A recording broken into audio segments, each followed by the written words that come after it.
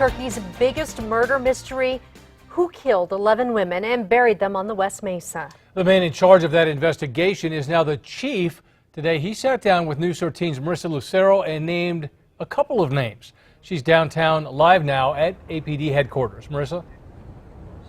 Dean, Jess, next month it'll be 9 years since the first bones were discovered out on the West Mesa. Now today we asked the chief about some specific people and about how bad APD wants to be able to say case solved.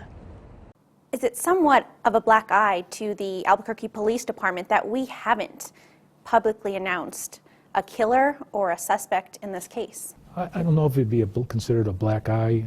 There's so many factors involved where, if we were missing, not doing the investigation correctly, or we mishandled certain things like pieces of evidence, or just made some procedural errors that led to that that occurring. The fact that we don't name a suspect, I would say then yeah, it would be a black eye. In 2009, a woman was walking her dog near 118th Street and Dennis Chavez when she came upon a bone. In 1 month, investigators found the shallow graves for 11 women. To this day, the case is officially unsolved. When Mayor Tim Keller took office last month, he picked retired cop Mike Geyer to become the interim chief for APD.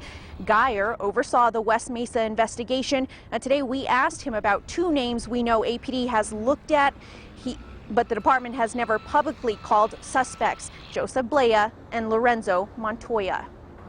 Well, we would have liked to had Mr. Montoya be our main suspect, and we would have liked to close the case out. Again, with him being deceased, it limited our investigative capabilities. Montoya was killed in 2006 at his South Valley home, less than 2 miles from the West Mesa burial site. He was carrying a prostitute he'd strangled and bound to his car when he was shot dead by the woman's pimp. Now, the murder stopped just after he was killed. Now, Blea is a serial rapist, and he's right now in prison. The chief says you ask anyone at APD who knows the case well, and they're split on who they think it is. Back to you. All right, Marissa, thank you. Now, coming up tonight at 10, the chief gets into the problems with the evidence on those 2 main suspects.